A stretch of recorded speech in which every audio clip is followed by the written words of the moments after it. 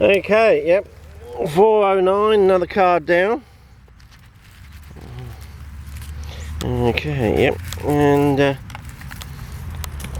oh, as you said, they still look pretty impressive, even though you know, they're dead. Well, they're containing all the seeds, of course, ready for a bushfire to open them up, of course. But we'll come back through the year, of course, and hopefully we'll arrive here when they're actually in full display. But you can see them on the ground here, and those ones have opened up and dropped their seeds, and down there as well, that one's opened up almost like a fly trap. There are parallels in the world. Now, so far I haven't seen anything, and if I remember right, there was like a little corridor or something. We just got to backtrack in through some of those exotic non-native orchids. All this is going to go smeging green, and it could be hiding stuff I can't see. I'm not really paying that much attention. You know, if there's something red in a ring or something, I'll spot that, but you know, like I spotted those ones at Mount Bold yesterday.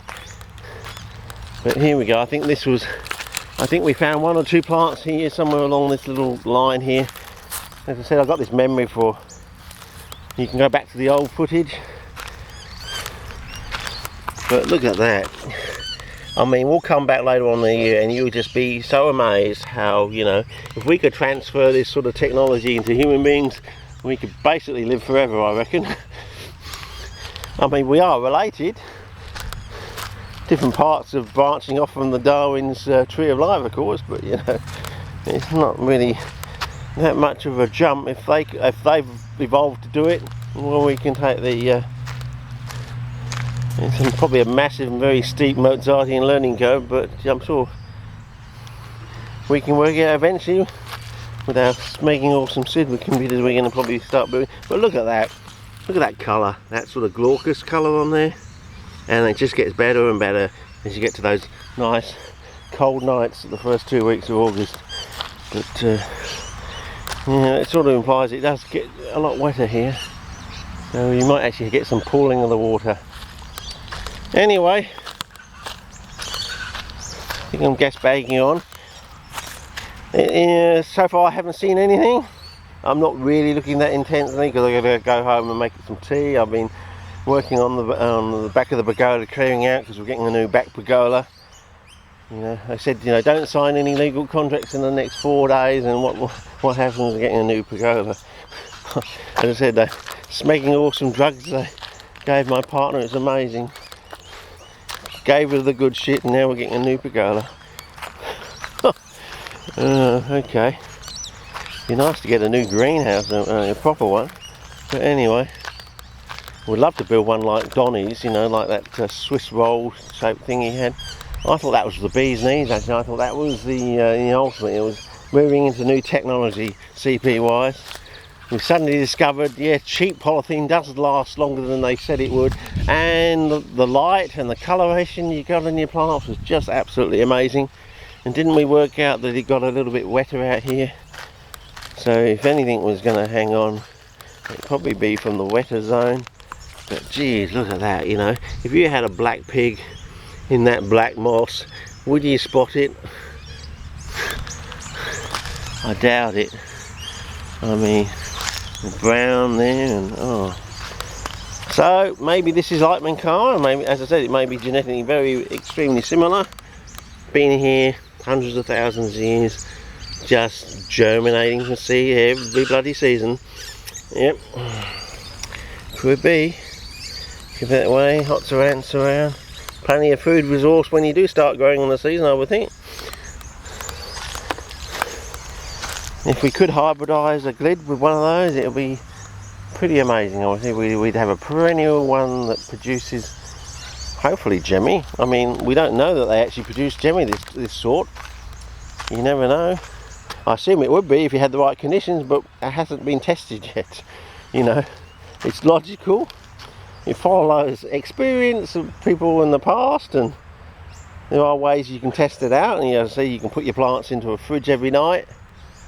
You have to get them down to about 8 degrees and below, but not lower than 0 degrees seems to be a good starting point. But yeah, anyway,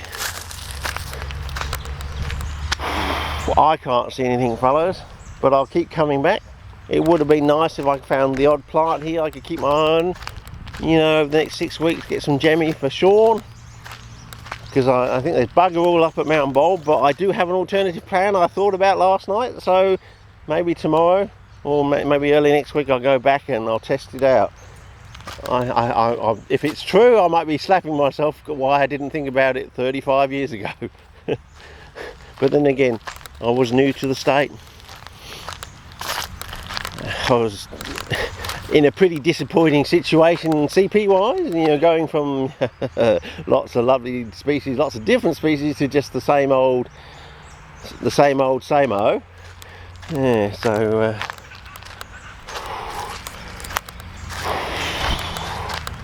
anyway, I think I'm going to call it quits. I'm going to go home and I'm going to finish off moving stuff around, make some tea, and I'm just going to sit and relax, I think. And I think I've done enough for this week. Maybe tomorrow or maybe early next week I'll go back to Mountain Bold and I'll try out my theory. It might not come to anything, but why I haven't thought about it before, maybe Sean and Gideon and Moss have pushed me into thinking this, and I'll slap myself, and I think we'll slap all ourselves if it turns out to be true, because we're thinking, my God, I mean, have they been sitting there all that time and we just didn't know about it? Because I'm thinking, how come Donny's got all those, and where do they come from? Because why didn't... Okay, I never had the Brookton Road and that thing stuck next to one another, that's one thing. But also I was thinking, surely I've been going to that site for 35 years. How come they're in that particular spot? He's actually hoovered them up. Where did they actually come? Are they actually growing in that site, or they come from slightly a different area? They just happened to be there that year after a heavy rain or something. Because I did mention yesterday about the water pooling down. When I first came, I used to go to that other area to look things, because things used to get washed down that way, and I'm thinking, yes, well, if things are getting washed down that way, where are they coming? Where are they being washed down from, if you get my drift? So I'll be going out to Mountain Bold to have a bit of a sniff around, and if I'm right, we might get a bit of a surprise, a bit of a shock. Well, it's like this, isn't it? I've been living in this area for 20 odd years or so, the early to middle 90s, and Minkar has been there all the time. I'm assuming that seep's been there, and I'm assuming that seep's been there since before the Happy Valley Reservoir was a reservoir, and when Binata supposedly used to grow in there, when it was a swamp. So, pays to go and look, doesn't it? Anyway, over and out for now. I think this is the end of this clip, and oh geez, this one, can you imagine this? Now we've got the shadows on the left hand side now. Okay. Is this better than kangaroos, Gideon? No, I want to see them when they're alive, Richard. No.